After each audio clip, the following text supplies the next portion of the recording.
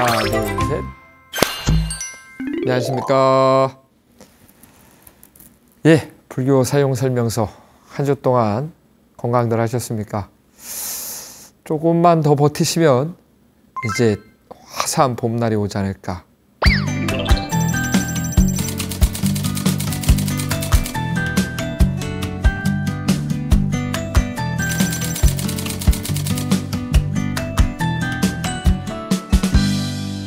예, 오늘 가볼 곳은 부산입니다. 부산의 대표적인 사찰 두 곳을 한번 돌아볼 텐데, 부산 가보셨습니까? 네. 저는 부산에 좀 살고 싶습니다. 몇 번 가보긴 했지만 겨울에 부산에서 살고 싶습니다. 따뜻해서요? 눈이 안 와서요. 예, 부산의 대표적인 사찰 가운데 첫 번째로 저희가 방문할 곳은 바로 이제 금정구에 있는, 부산 금정구에 있는 금정산 범어사입니다. 범어사 가보셨나요? 네. 이 범어사는 신라 문무왕 때 의상대사가 해동에, 그러니까 바다 동쪽에 화엄 10찰, 화엄경의 교리를 바탕으로 이렇게 지어진 사찰. 그래서 화엄 10찰 가운데 이 범어사가 창건됐다고 합니다. 이 범어사에는 이 가장 오래된 삼국유사 이렇게 서책이 있다고 합니다. 그 서책 가운데 아까 말했듯이 이 해동의 화엄 10찰이 창건하니 그 중에 하나가 이제 범어사라고 하는 기록이 있다고 합니다. 그만큼 이 범어사의 유구한 역사를 나타나고 있는 것이죠. 금정산 범어사, 금빛 우물의 범자는 좀 맑고 깨끗한, 어떻게 보면 좀 하여튼 뭐 좀 특이한 물고기지 않을까요? 그래서 이 범어사의 창건 설화 가운데 하나가 뭐냐면 이 금빛 우물에 이렇게 물고기가, 하늘에서 물고기가 딱 떨어져서 거기서 이렇게 막 헤엄쳐서 놀았다 그래요. 그래서 산 이름을 금정, 금빛 우물, 그다음에 그 금빛 우물 안에서 이 놀 물고기, 아주 이쁜 물고기였나 봐요. 그 물고기가 놀았다 그래서 금정산 범어사라고 이름을 붙였다고 합니다. 이 범어사는 그 전국 사찰이 그랬듯이 임진왜란 때 정말로 너무 많은 것을 잃었고 정말 황폐해질 정도로 아무것도 남아있지 않은 상태였는데 사찰도 그중에 많은 피해를 입었습니다. 그래서 범어사도 임진왜란 때 거의 다 전소가 돼서 한 10여 년간을 폐사지로 남게 됐다고 합니다. 그러다가 1602년 선조 35년 때 다시 이제 많은 스님들과 불자님들의 노력으로 다시 이제 중창이 되게 되죠. 근데 이게 목조 건물이 가장 취약한 게 화재인 것 같아요. 그래서 또 한 번 또 그 화마를 피할 수 없어서 애써 이렇게 세웠던, 중창했던 그것이 이제 또 한 번 소실되게 됩니다. 그러다가 613년 광해군 5년 때 다시금 불신심으로써 이 범어사를 재건하고 중수하게 되죠. 이때 이제 범어사의 지금의 가람을 좀 만들게 됐다고 합니다.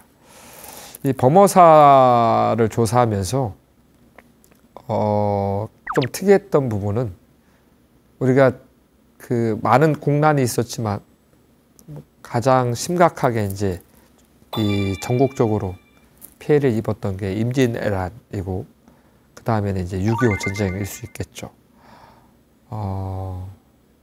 6.25 전쟁 때 이 범어사가 6.25 전쟁이 끝나고 이 군인들의 그 유고를 안치하는 그런 역할을 한동안 수행했다고 합니다. 그러다가 이제 국가 현충원이 이제 지어지고 그 현충원이 지어지기 전까지 이 범어사에서 6.25 전사자들을 위한 그런 유고를 모시는 그런 역할을 한 곳이 바로 또 이 범어사라고 하더라고요. 범어사를 이렇게 가다 보면 일주문을 또 만나시게 되는데 일주문이 이게 문이 현판이 이렇게 3개가 달려 있어요. 이렇게. 네. 그래서 다른 일주문에 비해서 좀 특이한 점이 뭐냐면 돌 기둥이 이렇게 한 3분의 2 정도 이렇게 높게 기둥이 있고 그 위에 또 3분의 1 정도 나무 기둥으로 이렇게 해서 다른 일주문보다는 좀 특이한 형태의 기둥이 세워져 있는데 그렇게 편하게 이렇게 3개 달려 있어요. 네. 그래서 일주문이기도 하지만 이 이름 정식 명칭은 이제 조계문, 조계사 우리 할 때 조계종 하는 그 조계문. 정식 명칭은 조계문이고 역할은 일주문의 역할을 하는데 또 별칭으로는 삼해탈문. 그러니까는 어느 문을 들어가든 다 해탈한다. 그래서 삼해탈문이라고도 불려집니다. 광해군 때 지어졌는데 되게 또 우리나라 일주문 가운데 이 가장 대표적인 건축물로 상징되기도 합니다. 그래서 범어사를 방문할 때 한번 꼭 유심히 살펴보시는 것도 좋지 않을까. 그리고 일주문을 지나서 이제 들어가시게 되면 이제 범어사 대웅전이 있습니다. 보물로 지정되어 있는데 그렇게 임진왜란 때 한번 이 모든 것이 다 전소가 되고 몇 번 이렇게 중수가 되고 창건이 되다가 지금 최종적으로 이 건물이 조선 효종 9년 때 1658년도에 지어졌다고 합니다. 그래서 그 묵서명, 그러니까 건물을 질 때 이 건물이 몇 년도에 졌는지에 대해서 이렇게 기둥에다가 쓰죠. 이제 거기에 묵서명에 이 1658년에 상냥식을 했다라는 내용이 발견됐다라고 하는데 원래 이제 석가모니 부처님 오시면 좌우섭시로 이제 문수보현보살님 아니면 가섭존자, 안한존자 뭐 이런 식으로 이렇게 하는데 여기는 이 미륵보살과 가라보살이라고 하는 두 분의 협시보살을 모셨다 그래요. 그것도 한 좀 특이한 점이고 그다음에 이제 이 범어사 대웅전 안에 이 조각되어 있는 그 형태나 그런 것이 정말로 수려하고 화려해서 이 조선 중기의 그 뛰어난 장인의 이 실력을 보실 수가 있다라고 하니까 꼭 한번 대웅전에 가셔서 유심히 이렇게 주변을 살펴보시면은 그 장인들의 그 정성과 그 뛰어난 솜씨를 한번 느끼실 수가 있지 않을까. 아까 이 범어사 화엄 10찰이 기록되어 있는 삼공유사에 화엄 10찰이 기록되어 있다 그랬죠. 범어사에는 우리나라에서 가장 오래된 삼공유사의 책이 보관되어 있습니다. 국보로 지정되어 있는데 고려시대 이련 스님이 1281년에 충렬왕 7년에 이제 편찬한 책인데 고조선 때부터 이제 삼국시대의 그 역사, 그런 문화와 그런 일화, 설화 등을 쭉 이렇게 상세하게 기록한 건데 범어사에 있는 그 소장 책은 원래 삼국유사가 총 5권으로 되어 있다 그래요. 근데 이 범어사에는 이제 4권, 5권만, 그러니까 완질이 아닌 것이죠. 근데 그럼에도 불구하고 이 범어사의 삼공유사가 국보로 지정될 수 있었던 이유는 이 삼공유사가 이제 그 책을 만들기 위해서 이제 이 판각을 하고 그 이 인쇄를 할 때 가장 이른 시기에 인쇄된 판본이라고. 그래서 역사적 가치와 서지학적 가치가 매우 뛰어나서 그래서 그것이 이제 국보로 지정되어 있습니다. 그래서 아마 범어사 박물관 가시면 한번 확인해 보실 수 있지 않을까. 범어사는 그리고 또 이렇게 이 사람 손을 거쳐서 만든 문화재도 많이 있지만 범어사 하면은 그 경치가 매우 뛰어나다 그래서 이 범어 3기, 금정 8기라고 하는 팔경이라고 하는 명칭이 있다고 하는데 범어 3기라고 해서 범어사의 세 가지 뛰어난 그런 환경, 모습, 경치가 있는데 원효함에 이 원효함 뒤편에 이 바위 봉우리가 그렇게 멋있다고 합니다. 그 다음에 또 산내 암자 중에 계명암에 이 한 쌍의 닭 모양의 또 바위가 있다 그러고 이 암상금정이라고 해서 이 범어사 이 바위 봉우리에 자연적으로 이렇게 파여진 우물 이렇게 뭐랄까 우물 같은 게 이렇게 있나 봐요. 거기에 항상 물이 마르지 않고 계속 물이 고여 있다 그래요. 그래서 그 암상금정이 또 이 범어사의 범어 3기라고 해서 뛰어난 경치기도 하고 또 금정 8경이라고 해서 이 금정산 범어사, 금정산에 뛰어난 8가지 모습이 있다고 합니다. 나중에 검색을 하셔가지고 그 경치들도 한번 같이 범어사를 방문했을 때 구경해보는 것도 아마 그 시기마다 또 봄, 여름, 가을, 겨울로 달라지지 않을까. 자, 다음으로는 또 경상남도를 대표하는 사찰이기도 합니다. 양산에 있는 통도사입니다. 영축산 통도사. 통도사는 신라 자장률사가 창건했다고 합니다.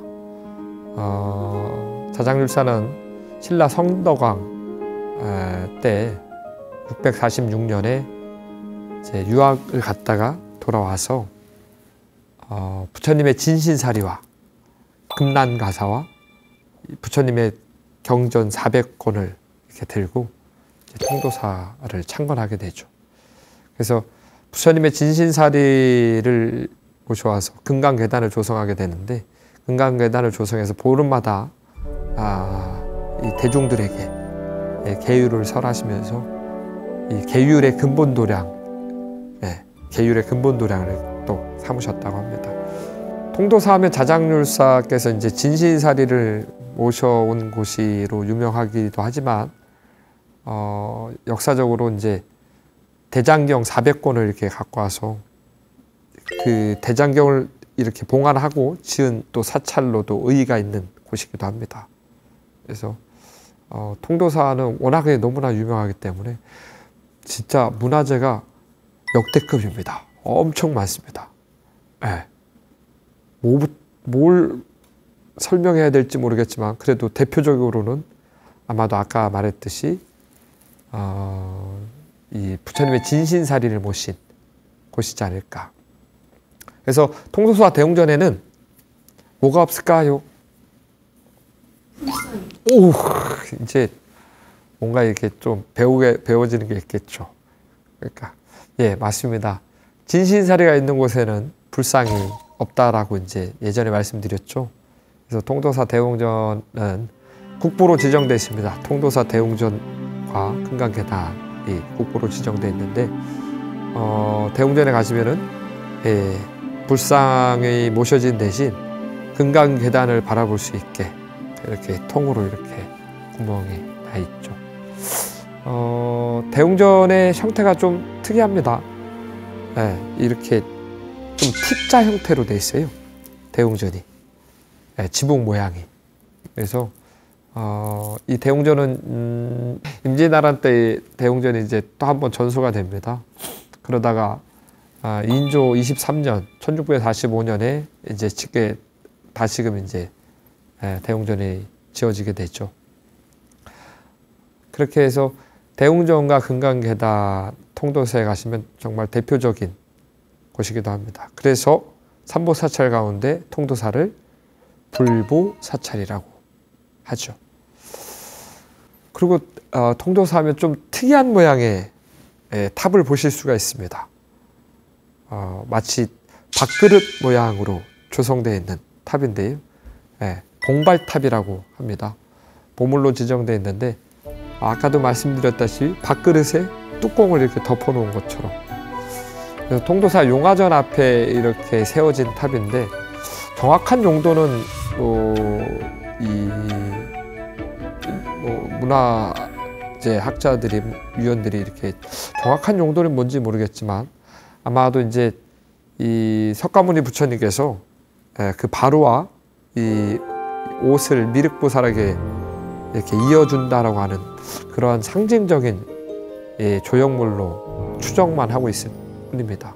그래서 고려시대 때 조성된 이 봉발탑인데 되게 보통의 일반적인 그 탑 모양과 다른 그 좀 재밌는 그다음에 처음 보는 그런 탑 모양을 또 보실 수가 있습니다.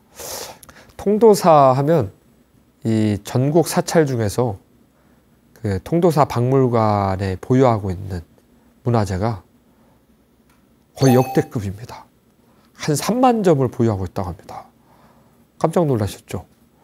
그러니까 그래서 통도사 박물관이 다른 사찰의 박물관도 뛰어나지만 통도사 박물관은 정말로 볼거리도 다양하고 꼭 한번 통도사를 방문하셨을 때 박물관을 같이 관람하시기를 추천드립니다.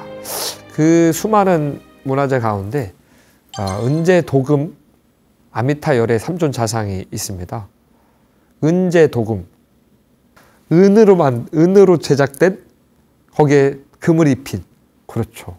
예, 우리나라에서 보기 드문 이 형태를 갖고 있습니다. 이 부처님 한 분이 있고 양 옆에 섭시불이 있는데 이것이 한 연화자대에 이렇게 모여 있는 그런 형태를 띠고 있죠.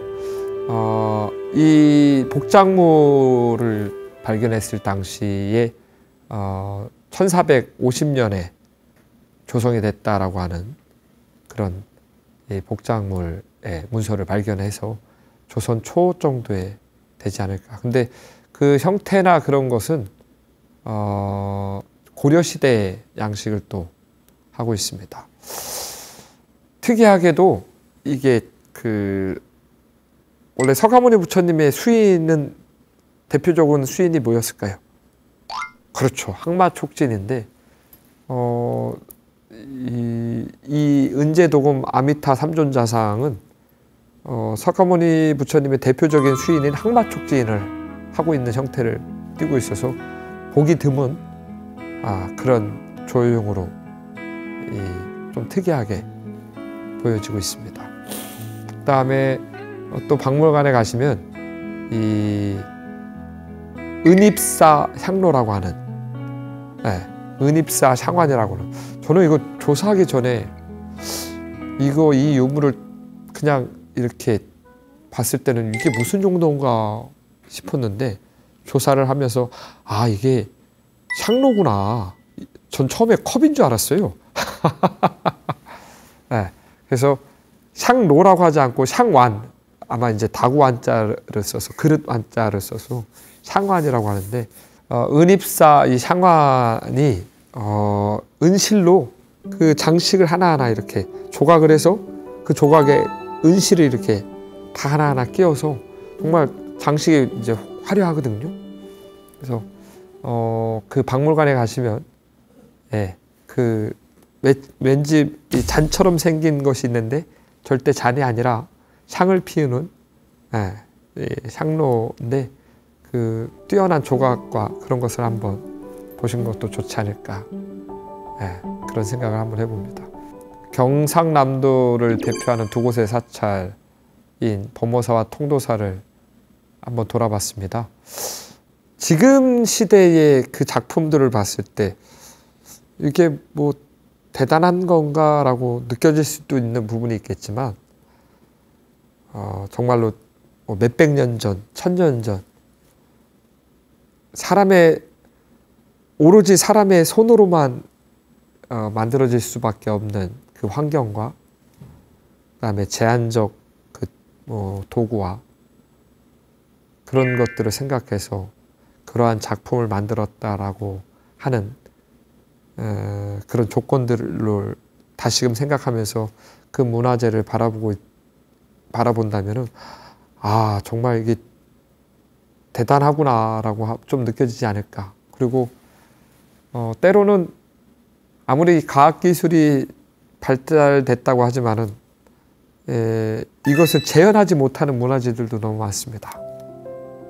그만큼 그 사람의 그 진심을 다하고 정성을 다한 문화재는 아무리 현대 과학 기술이 발전돼도 모방할 수 없는, 또 그게 또 지극한 신심에서 우러나는 것이지 않을까, 그런 생각을 해봅니다. 예,